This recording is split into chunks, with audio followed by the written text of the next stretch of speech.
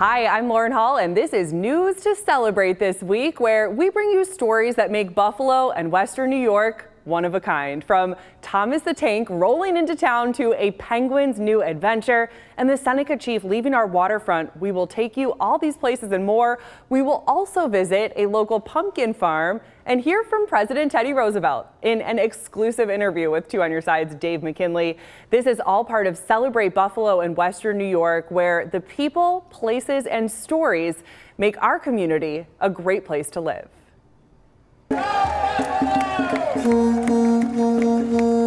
Echoing back 200 years, crowds gathered at Canalside in Buffalo to celebrate the Seneca Chief.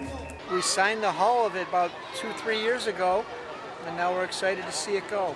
A project 4 years in the making that is now on a 33-day journey straight out of history. Erie Canal is one of the greatest feats of American engineering and financial history.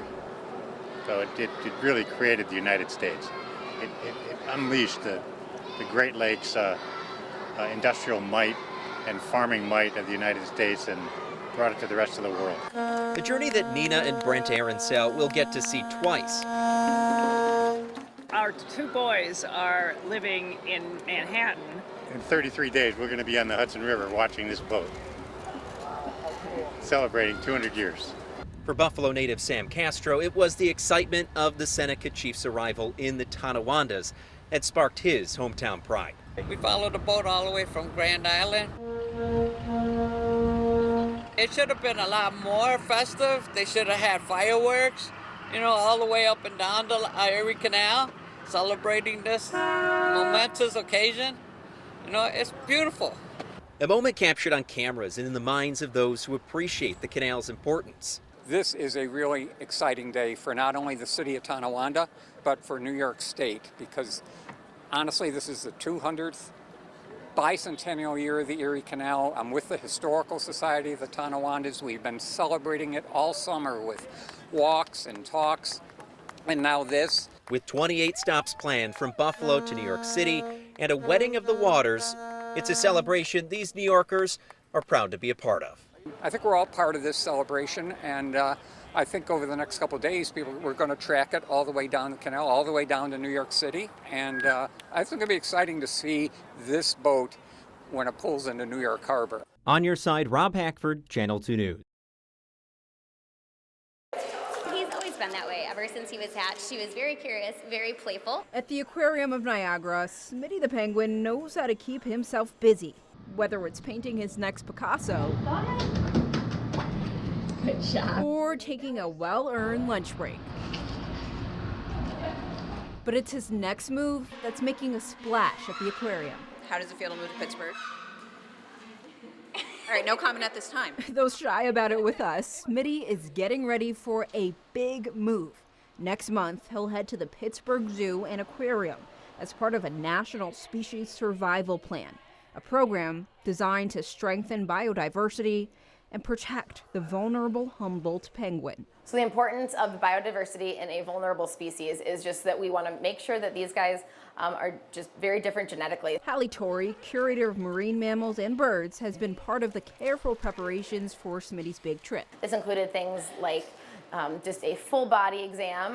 We also did some blood work on him, got some x-rays. It's a bittersweet goodbye for the penguin who has spent his entire life here. After Smitty hatched, he was kind of the kickoff to a bunch of chicks being hatched here at the Aquarium of Niagara. Kristen Robleski has been with him since the beginning, even teaching him how to swim in penguin preschool. It was a very exciting time for all of us since he was one of the first penguin chicks hatched in about 14 years. Smitty's hatching marked a new era for the aquarium. President and CEO Chris Pfeiffer says it sparked more than $16 million in upgrades and improvement. Our penguin colony has truly been transformational for us. They led to our accreditation. They started the transformation that has happened over the last 8 years. And even though they're saying goodbye to Smitty, the team says this is just the beginning. In the future, we absolutely will be participating in the species survival plan, however they see fit. If we can help, we're gonna do what we can. Strongtown's Buffalo volunteers say they saw a need. as 5 NFTA bus stops did not previously have benches. One organizer says support for public transportation is needed to strengthen Buffalo's urban core. Most strong towns groups start with like 5 people, and we had our first meeting, we had 50+ people come. It means that people in Buffalo understand good urbanism, they understand historic walkable neighborhoods, they want transit. We have had a lot of people reach out to say that they want to get involved in the next project.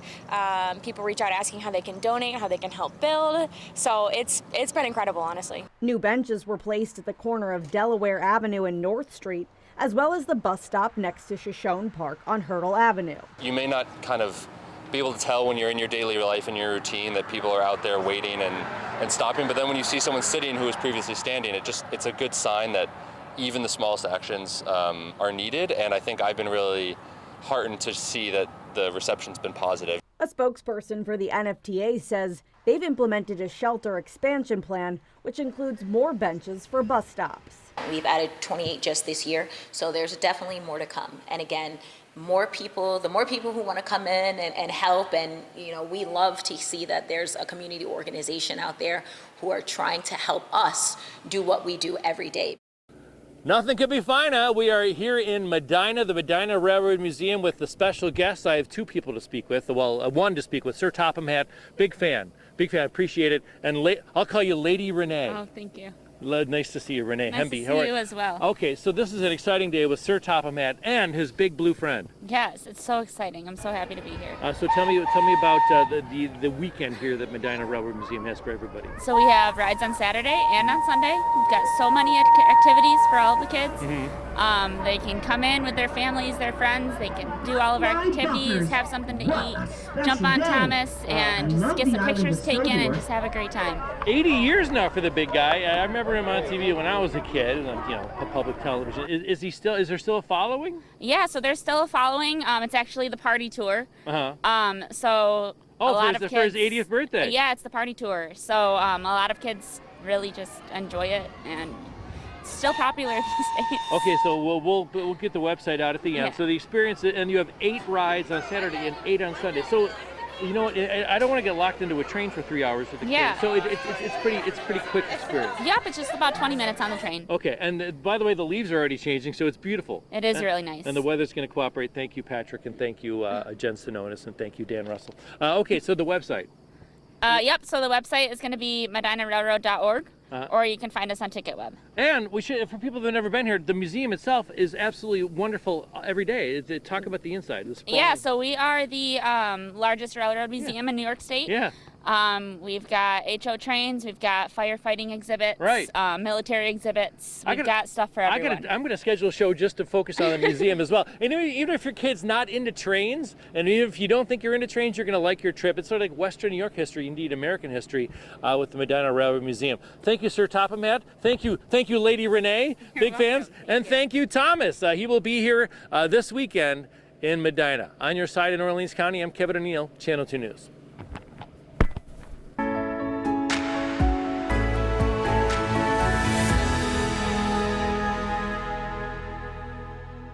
Outside a burned-out home on Yeager Drive in Cheektowaga, where restoration crews continue to work, flowers have been placed in memoriam to Connie Gwinter, the occupant, who died as a result of the fire here on August 6th.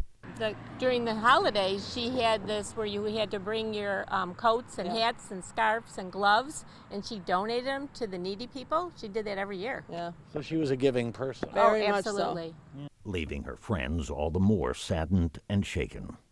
She had just retired on that Friday before, and she was going to start up in her own business of doing home health care. And on Tuesday night is when the fire occurred, and she's gone.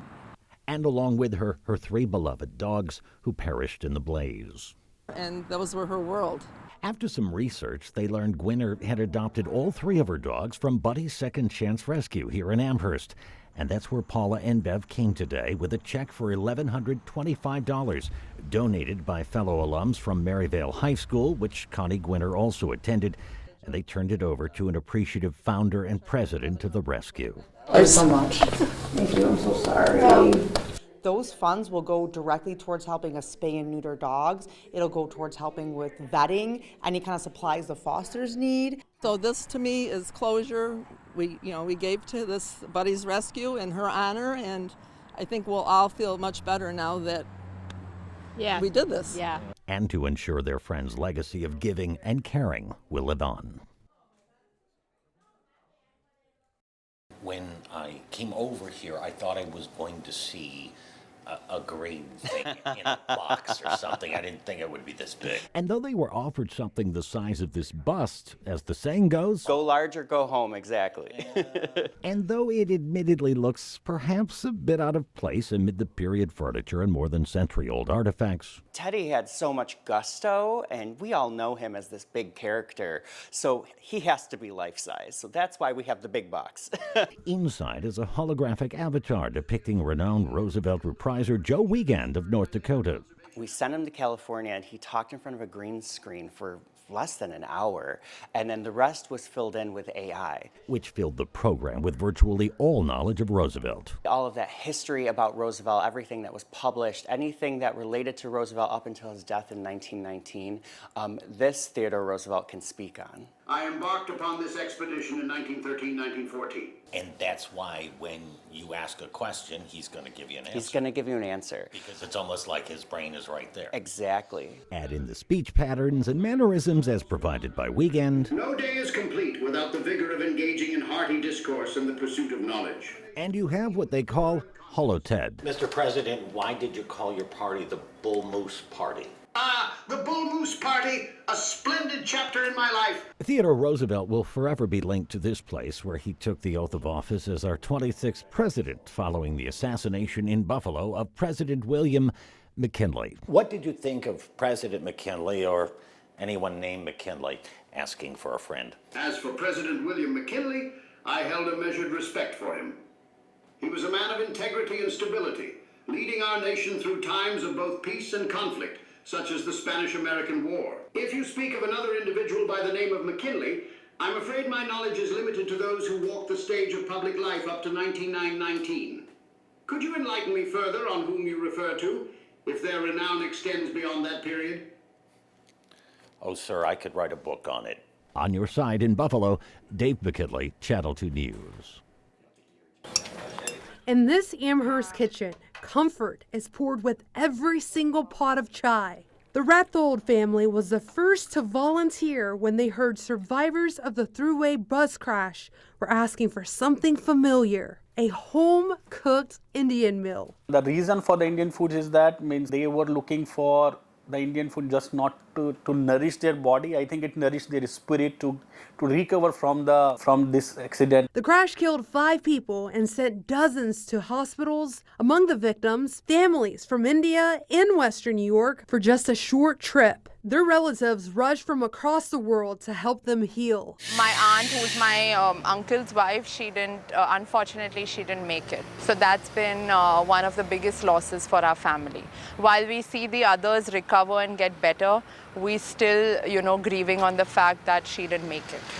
At Erie County Medical Center and rehab facilities nearby, families are clinging to progress. Both my parents, they were at the hospital first. They now got moved to the rehab center. They are a little better each day, and I can see it. And hopefully in a couple of weeks, they should be strong enough to, get through the long flight and go back home. But recovery takes more than medicine. To grab yours whenever you are ready. That's when the Indian Association of Buffalo stepped in, organizing a meal train. It opens up slots where you go and volunteer and sign up for a particular day. There was a request from the patients and then caregiver that they would prefer vegetarian meal, less spicy, so that will help them. To our surprise, the response was amazing. Within a day, we got all the days filled up. Dozens of community members now cooking and delivering food. Roti, rice, and dal. Each meal, a reminder of home. Here they were our lifeline. Lifelines for us, our lifeline. And we thank them from the bottom of my heart. Yeah, he's getting emotional because it's like there were so many things to worry about that taking this off our plate, I can't even describe what it's meant to us, honestly. A community grieving, a community healing, and a community providing food can be medicine too. Go. What began as wood, nails, and paint is now a symbol of hope.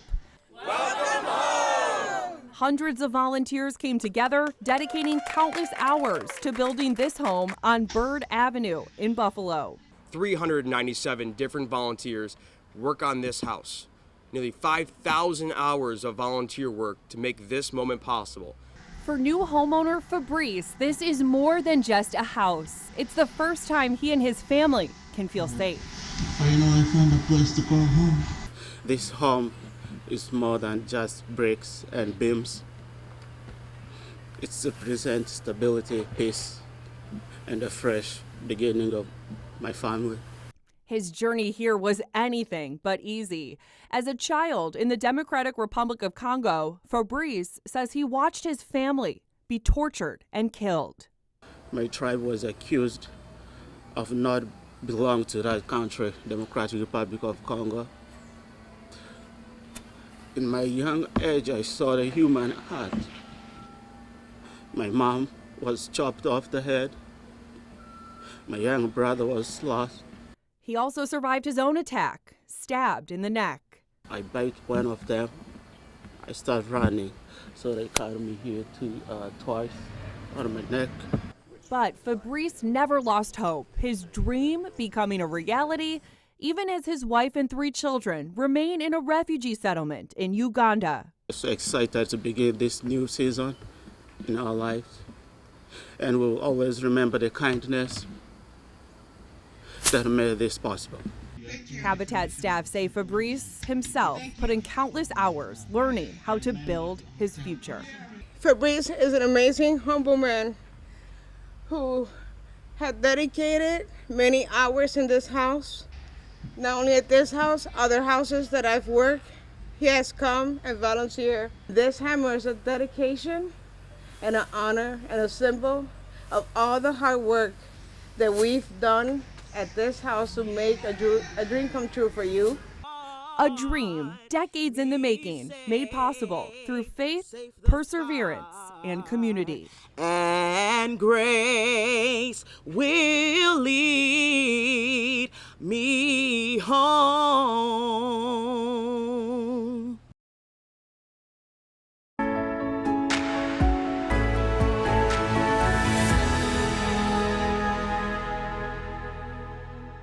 A little bit of history first before we talk about what you and your family can do here. I'm here with 2 AWOLs, here with Jamie, and here with Wes. How you doing? Good, how are you? Historic barn, I've never seen anything like it. Yes, 1901. It's a 16-sided structure, so it's a amazing decahexagon. I mean, it's gorgeous. It's a historic landmark here. Yeah. So congratulations, it's another great year here. It's just sort of a tradition that you guys have been doing for how long now? So this is 28 years we've been here. I've never been here. I mean, I got some video here last weekend, obviously, but I mean, this is a nice little for people that live in Southern Erie County. Yes. So it hasn't looked like this for 28 years. Right. It originated 28 years ago. We started with just the corn maze. And then, of course, after we got married, I had my say in a lot of things. And then we just started, making things look pretty and better and offering more. And So what's open every day? What can people do every day, first of all? Every day we have the corn maze going. We have a round barn store. You can pick up ready-picked apples. We have cider. We have jams and jellies. Okay. Kitty corn maze. There's a corn bin for kids to play in. And then on the weekend? On the weekends we have hay rides, the game barn, and the corn cannon. Those are all additional activities that you could do on the weekends. Fun. Yes, very fun. A lot of fun for the whole family. Yeah, you get the regulars every year, right? Coming on back? Yeah, it's like a family tradition. Yes. That's wonderful. Congratulations on everything. Now, I will differentiate. His parents have a place, AWOL Farms. This is a separate. This is more of a family fun, spend the day corn maze attraction. So the website is WNJAwoldfarms.com. We're on Shirley Road. On your side of North Collins. I'm Kevin O'Neill, Channel 2 News.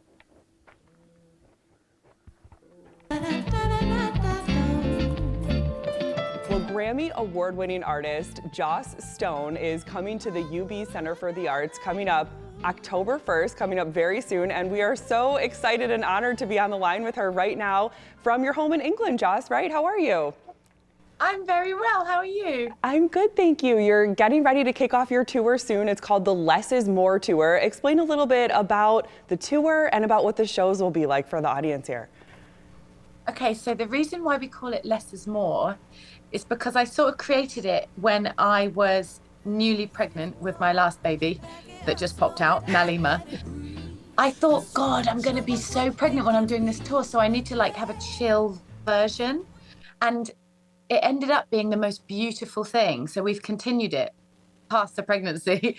Basically, we're sat down, there's no drums and like, it's not loud, it's very like acoustic versions of the songs that people have been used to hearing. It is less is more, literally less is more, because there's less of us and less noise. And it's just so, it's a different way of hearing the music and I love it.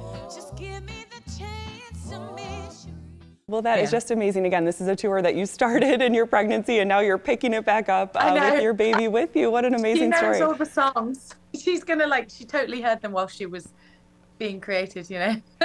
And I know you do share a lot about this side of your life on social media. Tell us a little bit about your Mummy Monday series. Mummy Mondays. Well, I have to do Mummy Mondays after this, actually. I realized after I did a 20-year anniversary tour. And I remember looking out to the audience thinking, oh my God, we have literally grown up together. It's like really interesting to see. Okay, these are fans of music I put out when I was a kid, but they were kids at the same time. And now we're having kids at the same time. So I thought, hang on, let's do Mummy Mondays. Any questions that we all have, we can get this like little powwow of parenting, which is great. Joss Stone, Grammy winner, will be here in Buffalo at UB Center for the Arts Wednesday, October 1st. You can get tickets at the box office. Joss, we thank you so much for your time today and congratulate you on your beautiful family. Oh, thank you so much. It'd be lovely to see you. Time to talk about Buffalo Museum of Science. Our friends there are celebrating the reopening of their historic front steps and terrace. The staircase was closed for nearly 5 decades. Now it has been fully restored with new lighting, seating, and ADA accessible features. The museum leaders say that the project is about more than just the architecture. It's also about celebrating a welcoming space for the community. So no longer is this site, this location, the steps, the entrance to the museum, a barrier for people who are seated or using a mobility-assisted device. We're proud that this project has prioritized ADA accessibility and will ensure that our visitors can continue to comfortably enjoy all aspects of the museum experience. Today's milestone sets the stage for what's not just about the ribbon cutting, but rather the future of the museum and the new possibilities that exist through the reorientation of the museum's front entrance. And they say that these updates are part of a larger revitalization effort at the Buffalo Museum of Science. They are looking ahead to their 100th anniversary coming up in 2029. Really cool how they took the existing staircase and facade and kind of just reimagined it. Yeah, rather than building new. Yeah, just and it redone. looks awesome. Yes, yeah, it looks really, really beautiful. Definitely check it out. Yes. Thanks for spending time with us here on WGRZ+. I'm Lauren Hall, and we'll see you next time as we share more news to celebrate in Buffalo and Western New York.